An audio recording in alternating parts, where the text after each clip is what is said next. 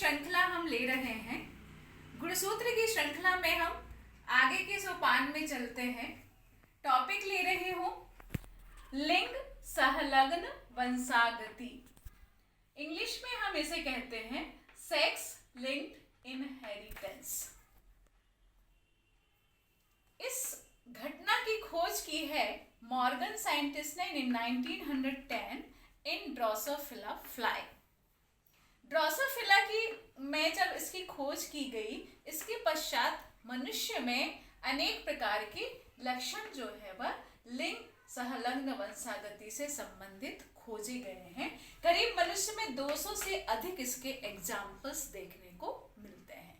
तो सबसे पहले हम परिभाषित करेंगे, जानना चाहेंगे कि लिंग सहलग्न वंशागति क्या है और लिंग सहलग्न का क्या मीनिंग है।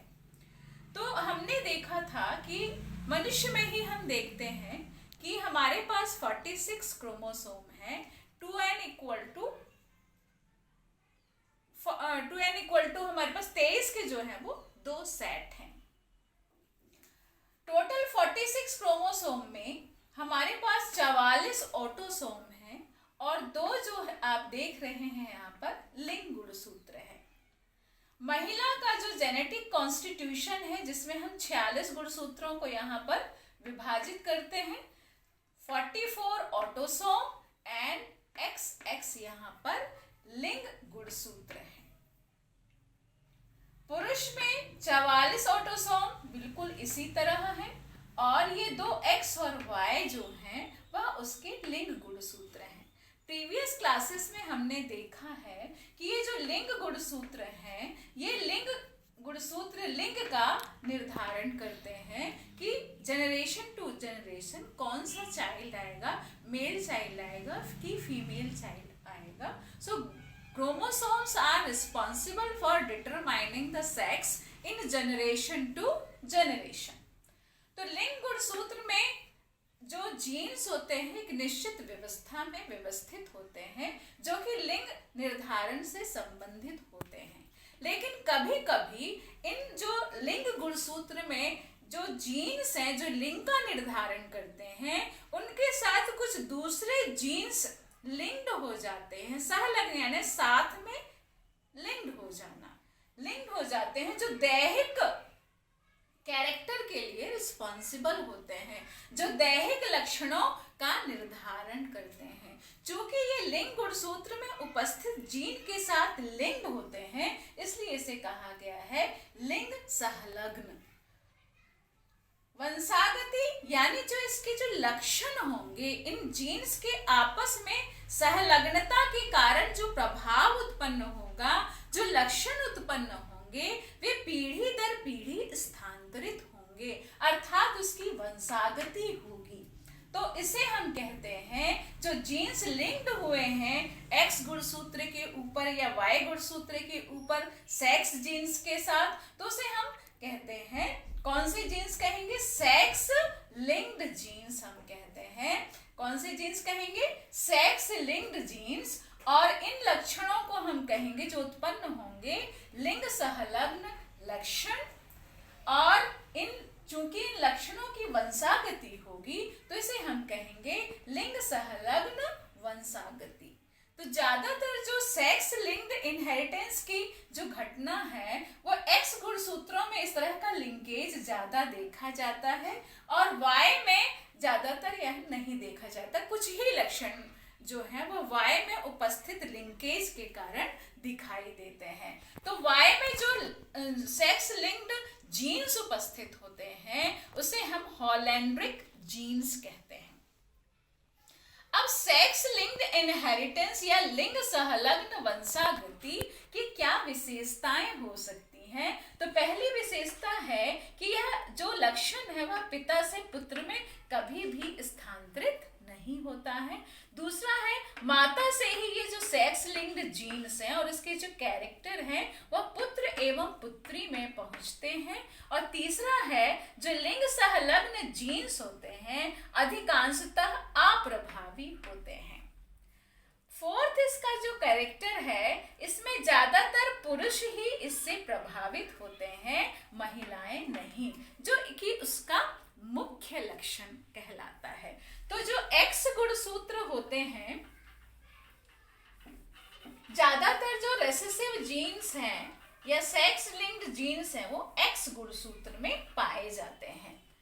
तो जैसे हम बात करें, इसकी जो मुख्य एग्जाम्पल पहले हम देख लेते हैं कि मनुष्य में 200 से भी अधिक सेक्स लिंक्ड जीन्स के एग्जाम्पल्स हैं।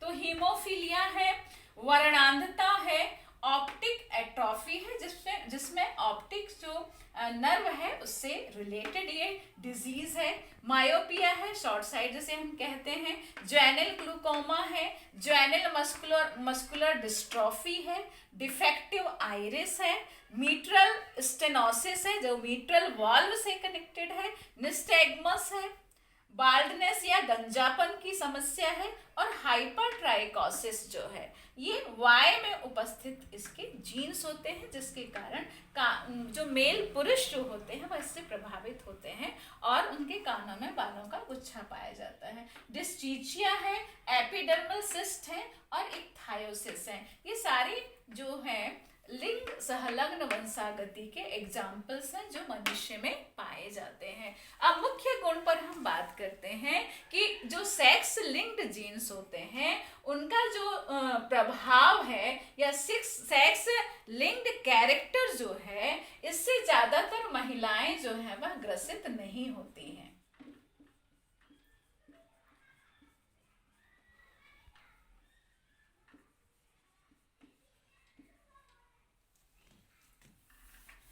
ज्यादातर पुरुष ही इससे प्रभावित देखे गए हैं।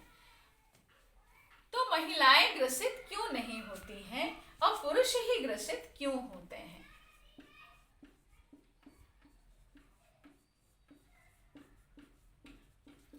इसका हम कारण जानते हैं। तो महिलाएं ग्रसित नहीं होती ज्यादातर, हम ये यहाँ पर इसे एक्सप्लेन करेंगे। तो जैसे हम हीमोफीलिया की बात करते हैं, तो हीमोफीलिया वह बीमारी है जिसमें यदि शरीर के किसी अंग में चोट लग जाती है तो रक्त जो है वह लगातार बहता है, यह इसका थक्का नहीं जमता और व्यक्ति की मृत्यु हो जाती है। इस हीमोफीलिया के लिए जिम्मेदार जो जीन होता है वह एक्स गुणसूत्र में उपस्थित होता है और यह जो जीन है इसे हम H से प्रदर्शित करते, स्मॉल h से। इसका मतलब ये कैसा जीन है? रेसेसिव जीन है, अप्रभावी जीन है।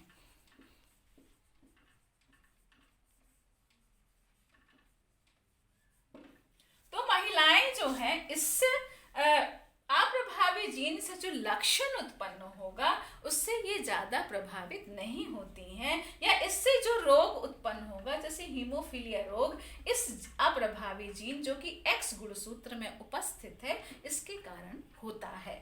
तो महिलाएं इससे प्रभावित ज्यादातर नहीं होती। क्यों नहीं होती?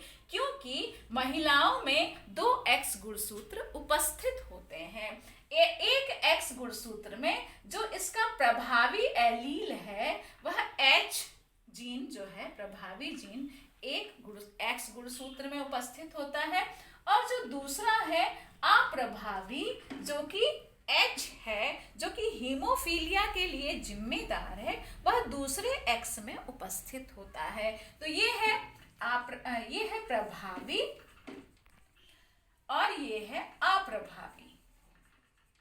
तो जब प्रभावी उपस्थित है एक एक्स गुणसूत्र में और दूसरे में स्मॉल h अप्रभावी जीन उपस्थित है जो हीमोफीलिया उत्पन्न करता है, तो इस प्रभावी एलील या प्रभावी जीन की उपस्थिति में इसका प्रभाव जो है वह या इसका लक्षण जो है वह नहीं आता है।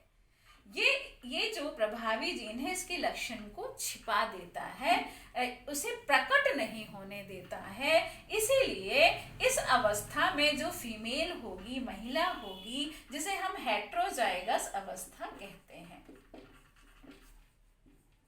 इस अवस्था में यदि महिला है तो वह इस बीमारी से कभी भी ग्रसित नहीं होती है, वह केवल इस बीमारी को कैरी करती है। इसलिए ऐसी महिला को हम कैरियर या वाहक महिला कहते हैं। ज्यादातर हम हम इसे सिंपली प्रदर्शित करते हैं इस तरह से, इसके प्रभावी जीन को हम प्रदर्शित नहीं करते, तो इसे हम कहते हैं वाहक महिला। ये पीढ़ी दर पीढ़ी इस कैरेक्टर को ट्रांसफर करेगी पुत्र एवं पुत्रियों में। अब क्वेश्चन ये उठता है कि यदि यह अप्रभावी जीन कभी कभी दोनों ही गुणसूत्रों, दोनों ही एक्स गुणसूत्रों में यदि उपस्थित हो तो फिर वह महिला इस हीमोफीलिया रोग से ग्रसित होगी। इसे कहते हैं होमोजाइगस सिचुएशन या होमोजाइगस कंडीशन। तो होमोजाइगस कंडीशन में यदि ये जीन उपस्थित है तब वह महिला हीमोफीलिया से ग्रसित होगी, जो कि बहुत रेयर कंडीशन है। अब हम देखेंगे पुरुष ही क्यों ग्रसित होते हैं। तो पुरुष इसीलिए ग्रसित होते हैं क्योंकि उनका जो लिंग गुणसूत्र है वह X और Y है, उनके पास केवल एक ही X गुणसूत्र है और उसी में यह अप्रभावी जीन उपस्थित है स्मॉल h, जो कि अपना गुण यहाँ पर प्रकट करेगा। Y के पास इसका कोई और दूसरा एलील यहाँ पर उपस्थित नहीं है, इसीलिए पुरुष जो है हमेशा जो सेक्स लिंक्ड इनहेरिटेंस से उत्पन्न जो बीमारियां हैं उससे हमेशा ग्रसित होते हैं। तो इस तरह से हमने देखा कि लिंग संलग्न वंशागति के जो लक्षण हैं, जो ज्यादातर बीमारी के रूप में दिखाई देते हैं, उसमें महिलाएं अधिकतर ग्रसित नहीं होती हैं क्योंकि उनमें 2 X गुणसूत्र पाए जाते हैं। एक में यदि अप्रभावी जीन उपस्थित है तो दूसरे में उसका प्रभावी एलील होगा वहां पर, जो उसके गुण को प्रकट नहीं करने देगा। तो हेटेरोजाइगस कंडीशन में जब फीमेल है, महिलाएं हैं, तो वह कैरियर या वाहक होंगी, उस रोग से या उस लक्षण से ग्रसित नहीं होंगी। लेकिन पुरुष ग्रसित होंगे क्योंकि उनके पास एक ही X गुणसूत्र है और Y पर उसका दूसरा एलील वहां पर मौजूद नहीं है, इसलिए हमेशा सेक्स लिंक्ड इनहेरिटेंस का जो लक्षण होगा उससे हमेशा पीड़ित होंगे। तो इस तरह से हमने देखा कि लिंग संलग्न वंशागति